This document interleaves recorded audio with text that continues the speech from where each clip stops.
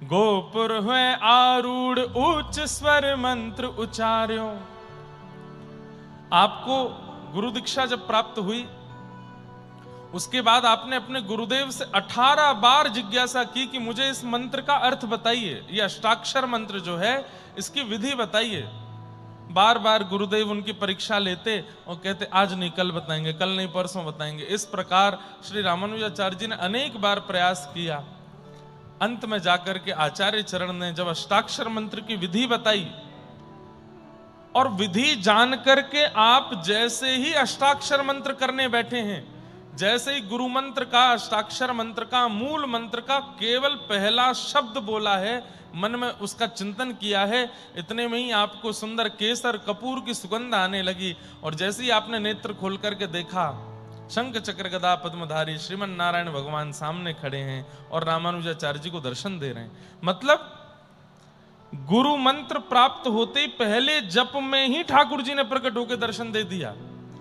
रामानुजाचार्य जी ने जैसे ही देखा कि ठाकुर जी सामने खड़े हैं, आपने ठाकुर जी को प्रणाम करना भूल गए, तुरंत दौड़ करके गए और श्री रंगनाथ मंदिर के गोपुर पर चढ़ गए और जोर जोर से अष्टाक्षर मंत्र बोलने लगे।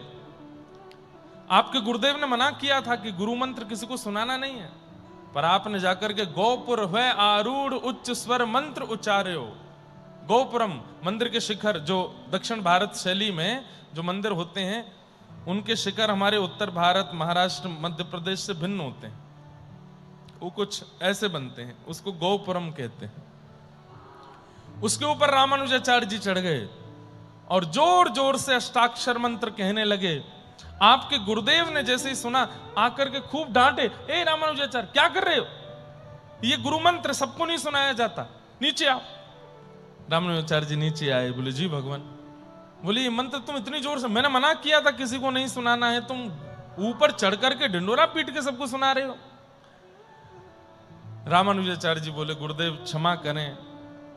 अरे क्षमा नहीं, तुमको पाप लगेगा, नरक में जाना पड़ेगा। बोले कि मुझे एक को पाप लगे चलेगा, पर मैंने जैसे ही अष्टाक्षर मंत्र बोला, मैं जप करने के लिए बैठा, तुरंत ही ठाकुर जी मेरे सामने खड़े होकर के दर्शन देने लगे। तो मैंने मन में विचार किया, जिस मंत्र की इतनी सामर्थ्य है कि एक बार उच्चारण करते ही ठाकुर जी सामने आ जाते हैं, इसको मैं गोपनीय नहीं रख सकता, इसको तो मैं पूरी दुनिया को बता दूंगा, सारे जगत को यह मंत्र पता चल जाना चाहिए, जिससे ठाकुर जी तत्क्षण प्रकट हो जाते हैं। इसलिए क्षमा करें गुरुदेव, मैं इसको गोपनीय नहीं रख पाया।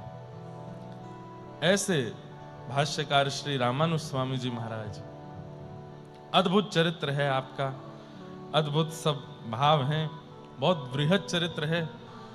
हमें तो लगता है कि अष्ट सखाओं पे तो हम बोल ही रहे हैं, पर हमको तो मेरे पता नहीं क्यों दिमाग में नहीं आया कि सारे आचार्यों के बस उत्सव ही उत्सव आने वाले हैं। अभी एकादशी आएगी, उस दिन हृदयवंश महाप्रभु का प्राकट्य होगा, और भी आचार्यों के सब आचार्य इसी महीने में ही हुए हैं, सबके चरित्रों में ही निकलता। लेकिन अच्छा है, बल्कि और ये ऐसा कहते हैं बोनस हो गया है कि अष्ट सखाओं पे तो हम चर्चा कर ही रहे हैं, पर मूल आचार्यों की जो उत्सव प्रणाली है वो आएगी, तो उन आचार्यों का भी हम लोग स्मरण करते चलेंगे। ऐसे श्री रामानुजाचार्य जी को हम बारंबार प्रणाम करते हैं। आगामी 1, 2 और 3 मई को यहाँ एक महाराज जी से आज्ञा लेकर के गुरु शिष्य मिलन का एक क्रम रखा है। उसमें सबको आने की अनुमति तो नहीं रहेगी, क्योंकि एक प्रकार से गुरु शिष्य की वार्ताएं चलेंगी। तो अभी तक जितनों ने भी रामानुज परंपरा में दीक्षा ग्रहण की है इस व्यासपीठ से, वे सब बालक आएंगे और सबको आना ही है, अनिवार्य है। यदि वो नहीं पहुंच सकते हैं किसी कारण से, तो फिर 3 महीने बाद अगला गुरु शिष्य मिलन होगा, वहां आने का अब हर 3 महीने में एक क्रम होगा। लेकिन हमारी इस बात को आप बहुत सीरियस मत लेना, क्योंकि हमारे समय का कुछ पता नहीं चलता है। दत्त धाम में मुझे पता है कि मैं यहां से कहीं जाने वाला नहीं हूं, इसलिए मैं सब बड़े आराम से यहां कर लेता हूं। सुबह स्नान का क्रम है, खेल कूद का क्रम है, गुरुजनों से आशीर्वाद लेने का क्रम है, अध्ययन का, स्वाध्याय का क्रम है। यहाँ सब हो जाता है, क्योंकि यहाँ अनुष्ठान में रहते हैं, क्षेत्र से बाहर जाना नहीं है। और इस बार तो हम ज्यादा मिल भी नहीं रहे किसी से भी, अपने क्रम में ही इतने व्यस्त हो जाते हैं। तो 3 महीने बाद भी हम मिल पाएंगे उसकी भी हमको गारंटी नहीं है, लेकिन हाँ, नासिक में 3 दिन मिलेंगे, इसलिए जो भी शिष्यगण हैं सबको आना ही है।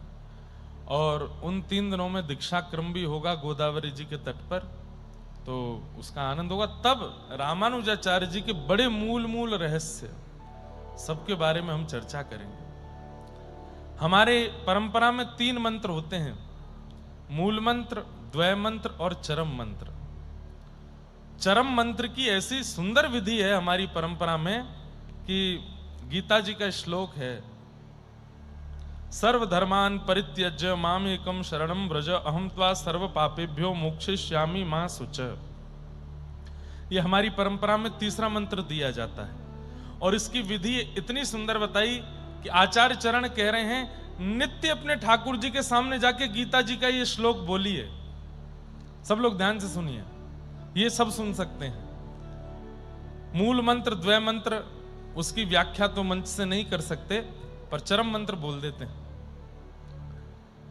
कितना सुंदर है। सब लोग इधर देखना। हाँ, गौ माता आ गई एक और। अच्छा, इन्हीं को बुला रही थी क्या ये इतनी देर से? आ गई मेरी सखी, आ गई।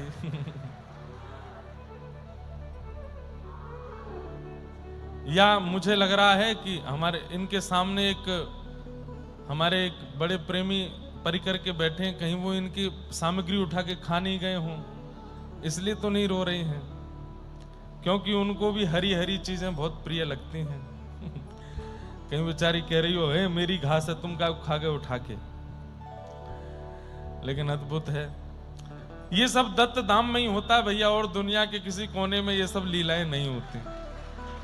अब बताओ, क्या सुंदर भाव से गैया सन्मुख विराज रही हैं। और आज हमारे आचार्य का जन्मोत्सव, आचार्य का प्राकट दिवस है।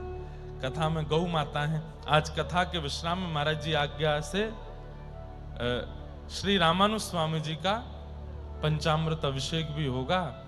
और वैसे मन में एक बधाई बंसी तो रही थी, एक लाइन बंसी भी गई थी, लेकिन पूरी हो नहीं पाई। आ रहे थे शब्द, हमने पेन मंगाया तो आचार्य जी थोड़ा विलंब से आए, तब तक वो सब शब्द चले गए। लेकिन जरूर कुछ ना कुछ बधाई का क्रम बन जाएगा। तो पंचपदी में या फिर कल कथा में अंत में सुना देंगे। आज रामानुजाचार्य पंचपदी में सुनाएंगे महाराज जी।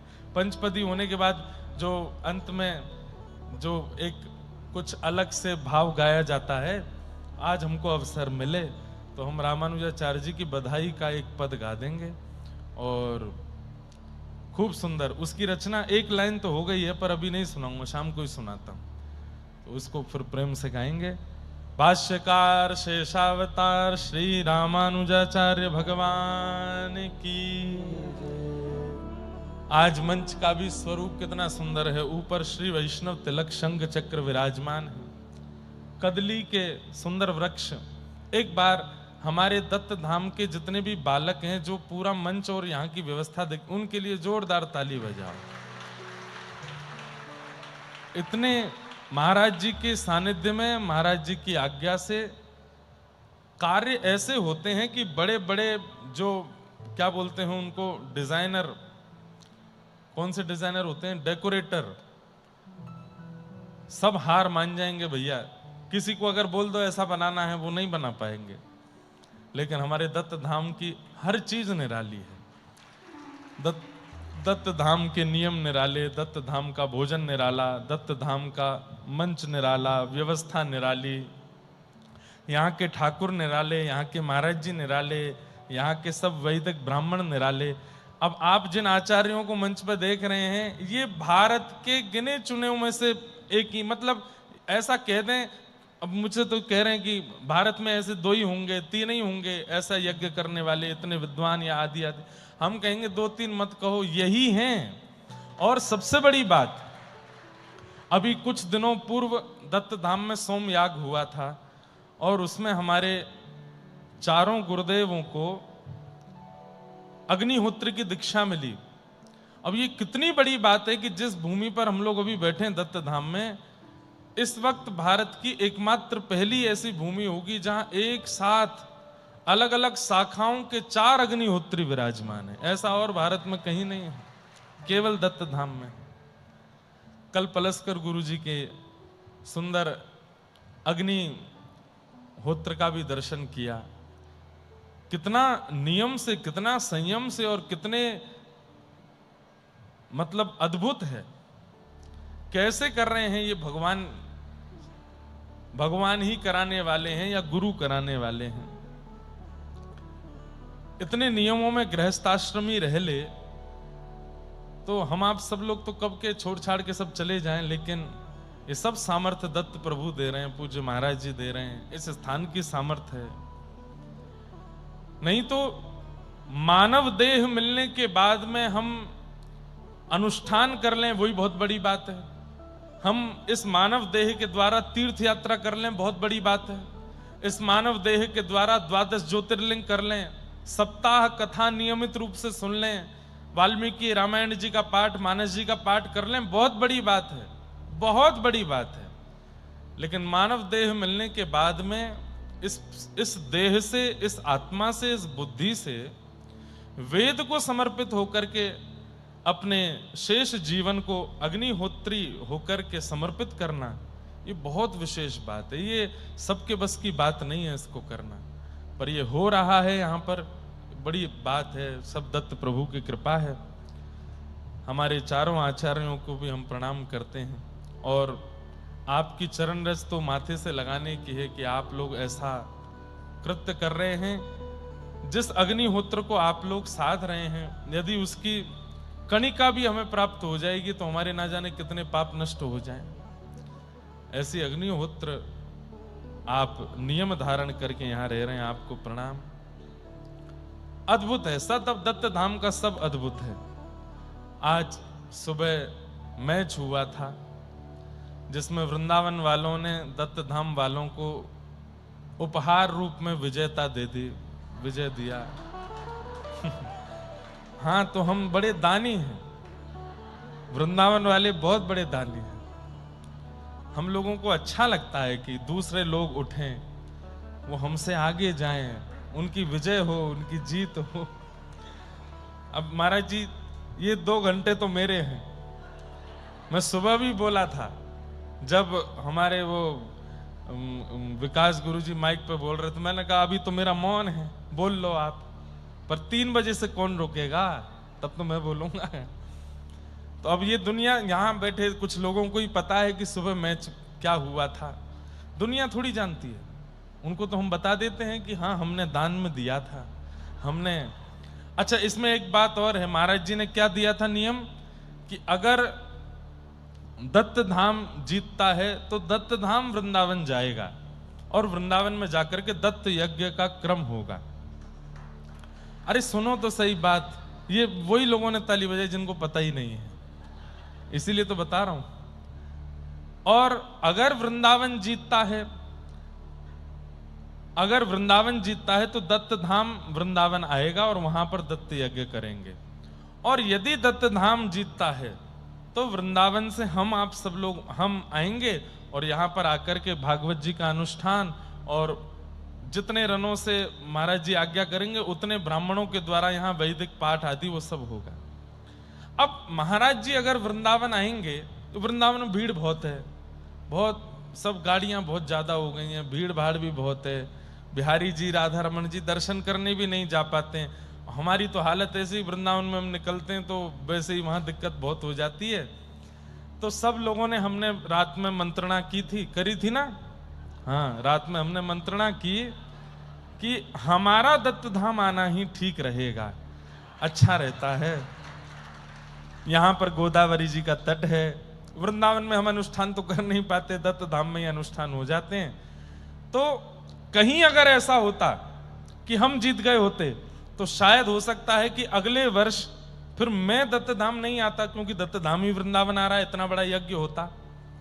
तो जो 3 साल का क्रम है वो टूट जाता है मेरा ना आने का। इसलिए अंतिम जब ओवर आए तो हमारे त्यागी जी बैठे हैं मंच पर, ये मेरी 3 बॉलों पे 3 छक्के मारे थे इन्होंने। आज तक ये पूरी दुनिया को बताते हैं कि मैंने महाराज जी की 3 गेंद पे 3 छक्के मारे। ये नहीं बताते कि महाराज जी उस समय 7 वर्ष के थे जब मैंने छक्के मारे। तो इनकी बैटिंग आई तो फिर इन्होंने ही कहा कि महाराज जी हम जीतने में तो अभी 6 रन ही बचे हैं बस, लेकिन हम चाहें तो 1 छक्का मार दें, लेकिन दत्त धाम आना रुक जाएगा, इसलिए आपकी क्या आज्ञा। मैंने कहा छोड़ दो, आउट हो जा।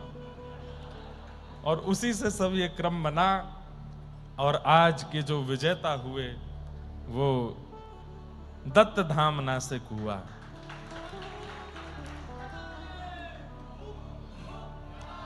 देखो इन्होंने क्या नया बनाया, पूछरी के लौठा की हुप हुप प्यारे।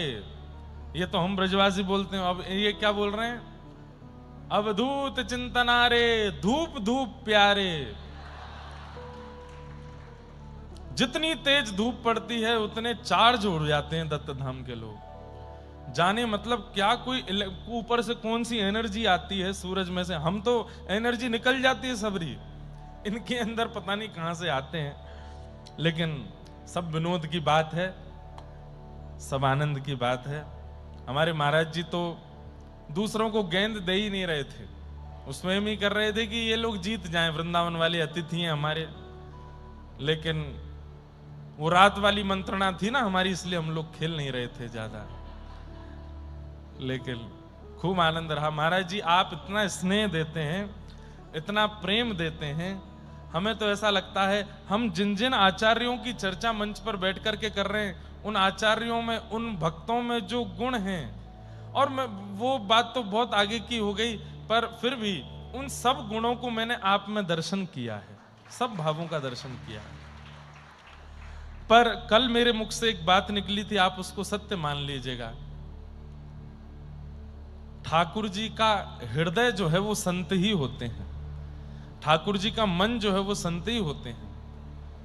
नासिक दत्त धाम में विराजमान श्री दत्त प्रभु अचल रूप से सामने बैठे हैं, सचल रूप से महाराज जी के रूप में ही हैं। आप दत्त प्रभु का हृदय ही हैं। आज मैं अनुभव कर रहा था, महाराज जी जो बार बार गेंद फेंक रहे थे वो इसीलिए था कि ये लोग जीत जाएं, वृंदावन वाले जीत जाएं। लेकिन हमने 4 बार बैटिंग ली थी आज, क्योंकि वो मेरे अधिकार में थे। हैं? तुम तो भैया बोलो ही मत, हैं एम्पायर जी। हमने 4 बार ली थी आज बैटिंग, और उसको लेने का कारण ये था कि भाई हम व्यास हैं, कुछ तो हमको मिलना चाहिए ना। तो दक्षिणा में 3 बैटिंग हमने एक्स्ट्रा ली थी। तो महाराज जी वो दक्षिणा थी हमारी, वो 3 बैटिंग एक्स्ट्रा मिल गई थी। और ये तो केवल वार्म अप मैच था, अभी 2-4 दिन बाद फिर से एक और मैच करेंगे। लेकिन अब की बार 24 ओवर का नहीं होगा, अब की बार 10 ओवर का होगा। 10 ओवर के 3 मैच करेंगे, 30 ओवर हो जाएंगे। 10-10 ओवर होंगे, एक ही दिन में हूं। और 3 मैच में, मतलब 3 मैच में फाइनल पता चल जाता ना, 2 मैच जो जीत गया वो विजेता। और फिर उसके लिए फिर महाराज जी कुछ क्रम बता देंगे तो वो करेंगे, तो खूब आनंद होगा। अभी तो कथा बची हमारी, खूब 11-12 दिन और हैं, तो और आनंद करेंगे। अच्छा एक बात अभी अभी याद आई, परसों कथा सुबह होगी, क्योंकि परसों ठाकुर जी का जल क्रीड़ा मनोरथ है। इस समय और थोड़ा और धूप ढल जाने पर प्यारे गिरधर लाल जी और श्री दत्त प्रभु दोनों गोदावरी जी में जल क्रीड़ा करेंगे, और हम आप सब लोग मिलकर के ठाकुर जी को जल क्रीड़ा कराएंगे। तो जल क्रीड़ा मनोरथ है परसों, इसलिए कथा का समय सुबह का है, और संध्या में हम आप सब लोग गोदावरी जी में जाकर के श्री दत्त प्रभु और श्री गिरधर लाल प्रभु का मंगल में जल क्रीड़ा महोत्सव करेंगे, खूब ठाकुर जी को आनंद कराएंगे। तो ऐसे सब भाव हैं, सब भावों को प्रणाम करते हैं।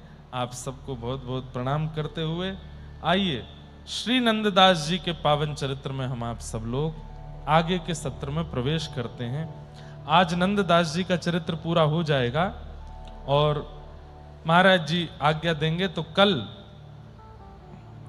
श्री कुंभनदास जी का चरित्र, जो कि मेरे भी अति प्रिय हैं और कई भक्त जो कुंभनदास जी का चरित्र सुनते रहते हैं उनके भी अति प्रिय होंगे, लाल जी के भी अति प्रिय हैं। बहुत सुंदर चरित्र है श्री कुंभनदास जी का, वो हम आप सब लोग कल के सत्र में श्रवण करेंगे। आज श्री नंददास जी के पावन चरित्र को विश्राम की ओर लेके चलें। हाँ कृष्णदास, सॉरी, हो जाती कभी कभी वो जीत हाथ की दे दी ना दूसरों को, तो मन में थोड़ा सा गम जैसा है। आहा। नैनन की बल जाऊं तेरे, नैनन की बल जाऊं तेरे, नैनन की बल जाऊं तेरे, नैनन की बल जाऊं तेरे, मोहन लाल बाल रस भीने, मोहन लाल बाल रस भीने, मोहन लाल बाल रस भीने, मोहन लाल बाल रस भीने, नैनन की बल जाऊं तेरे, नैनन की बल जाऊं। देखो मैं फिर कह दूं, अष्ट सखाओं के पद जब गवते हैं ना तो शांत मत रहिए, गाइए। ठाकुर जी को इतने प्रिय लगते हैं ये पद और प्रकट हो जाते हैं सामने, आके बैठ जाते हैं सुनने के लिए। कृष्णदास जी गा रहे हैं श्रीनाथ जी के सामने बैठ करके, मधुर छवि है श्रीनाथ जी की, और श्री कृष्णदास सन्मुख बैठे हैं, बैठ करके सुंदर तान लेकर के गा रहे हैं। और सबसे बड़ी बात, अष्ट सखाओं में जो सबसे ज्येष्ठ हैं, सबसे बड़े हैं, इन्हीं के बड़े गुरु भाई सूरदास जी पीछे बैठ करके सुन रहे हैं। जिन सूरदास जी की लेखनी के आगे, कवित्व के आगे सब फीके पड़ जाते हैं, वो सूरदास जी बैठ करके सुन रहे हैं और कृष्णदास गा रहे हैं। मोहन लाल बाल रस भीने, मोहन लाल बाल रस भीने, जिय भावत इह नाम, जिय भावत इह नाम, नैनन की बल जाऊं तेरे, नैनन की बल जाऊं तेरे, बल बल चारु बिलोकनियों पर, बल बल चारु बिलोकनियों पर, बल बल चारु बिलोकनियों पर, बल बल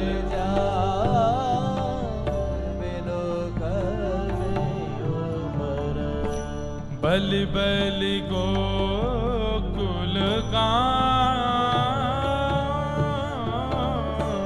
बल बल गोकुल गाँव। कृष्णदास जी क्या कह रहे हैं? बलि बलि चारु बिलोकनि ऊपर, श्याम सुंदर के नेत्र इतने सुंदर हैं, जब नंद भवन से निकलते हैं और गोकुल की गलियों में जब गैया चराते हुए, हाँक करते हुए और हुर्र हुर्र हुर्र ऐसी आवाज करते हैं गैयाओं के पीछे, घुंघराले केश हैं, ऊंची धोती पहनी है, कटकाचनी डाली है, गले में सुंदर हार नहीं पहने हैं, गायों के पैर बांधने वाले लोमना रस्सी को ही गले में पहन रखा है, उसी को सिर पर पाग बना करके पहन रखा है। ऐसे ठाकुर जी को जो बिलोक नहीं है, वे सब भी बली बली जा रहे हैं। जिसको जहां से ठाकुर जी निकल जाते हैं, सबकी एक ही मुद्रा रहती है, सब ठाकुर जी को देख करके केवल नजर उतारने लगते हैं। महाराज जी, हमारे वृंदावन परंपरा में ठाकुर जी का यत्र कत्र कहीं भी हम दत्त प्रभु का भी दर्शन करते हैं ना, सुबह स्नान करके आते हैं तो दत्त प्रभु को भी ऐसे ही करते हैं कि आपको किसी की नजर नहीं लगे। कई लोग हमको देख करके सोचते हैं ये क्या है, ये ठाकुर जी की कौन बलियां लेता। अरे जो सबसे सुंदर है उसकी बलियां लो, अपने बेटा की, अपनी बहू की, अपने परिवारी जनों की, अपने मित्र की, अपनी प्रियसी की, प्रियतम की, क्या बलियां लेना। सबके सबसे सुंदर प्रियतम तो यही है ना, रोज इनकी बलियां लो कि हे नाथ आप सदा ऐसे ही राजी रहो, आप सदा ऐसे ही प्रसन्न रहो, कोई की अला बलाए आपको नहीं लगे।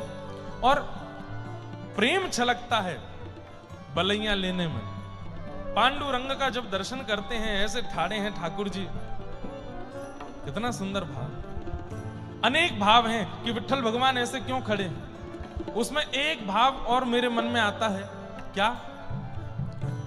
जैसे ही हम ठाकुर जी विट्ठलनाथ भगवान का दर्शन करने के लिए जाते हैं, तो जैसे कोई व्यक्ति नाराज हो जाता है ना, तो वो भी ऐसे ठाड़ा हो जाता है और ऐसे कहते हैं, अरे मैं इतने दिनाते तेरी बात निहार रहा हूं, इतने दिनाते तेरे काजे ठाड़ू, और तू अब जाके आयो मेरे पास। तो मानो जैसे थोड़ी मीठी नोक झोंक के रूप में श्री विट्ठल भगवान ऐसे खड़े हमको देख करके कहते हैं, मैं तेरे काजे ठाड़ू हूं, तू इतने दिना में आयो। गुस्सा कर रहे हैं। उनकी बलियां लो, हे पांडुरंग भगवान, कोई की नजर नहीं लगे, कितने सुंदर हैं आप। कृष्णदास जी कह रहे हैं कि जब ठाकुर जी निकलते हैं, सब बलियां लेते हैं, सब बलियां लेते हैं। अरे कहां तक कहें, वो गोकुल गांव जहां ठाकुर जी निवास करते हैं, वो गांव भी ठाकुर जी की बलियां लेता है। कैसे? जैसे ही श्याम सुंदर नंद भवन से निकलते हैं, तेज धूप होती है आकाश में, अचानक से बादल आ जाते हैं, सब गोकुल गांव बिल्कुल श्याम वर्ण का हो जाता है। श्याम सुंदर चल रहे हैं, कहीं कोई पीड़ा उनको ना हो जाए। सब बलियां ले रहे हैं ठाकुर जी की।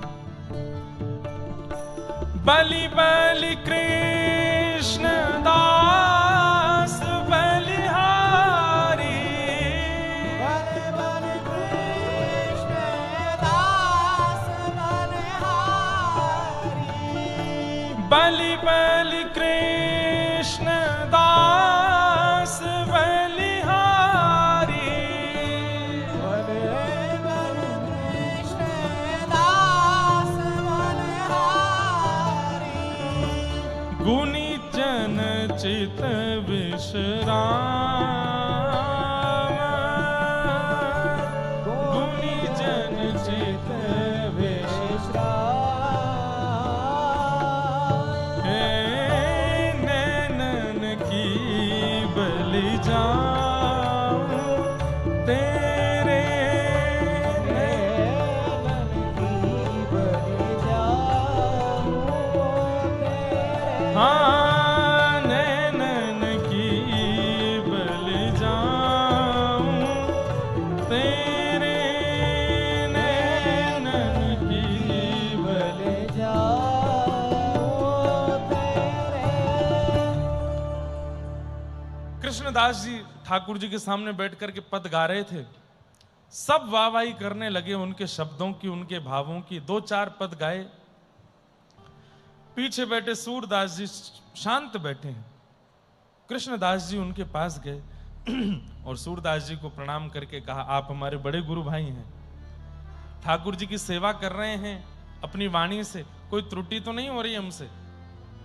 तो सूरदास जी ने, अब इसको आप लोग ये मत सोचिएगा कि सूरदास जी ने यहां पर ईर्ष्यावश ये बात कही है, नहीं। अब क्यों कही है ये आपको बाद में पता चलेगा। क्या कहा सूरदास जी ने?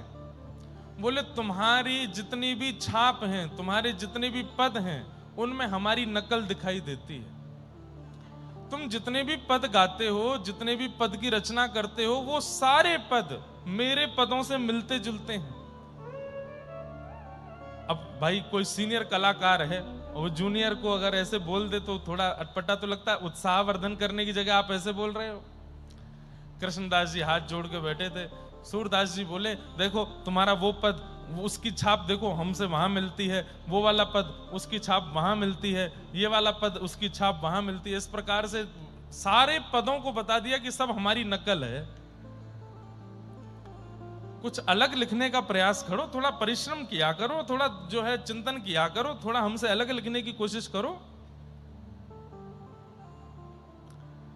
कृष्णदास जी बोले कोई बात नहीं।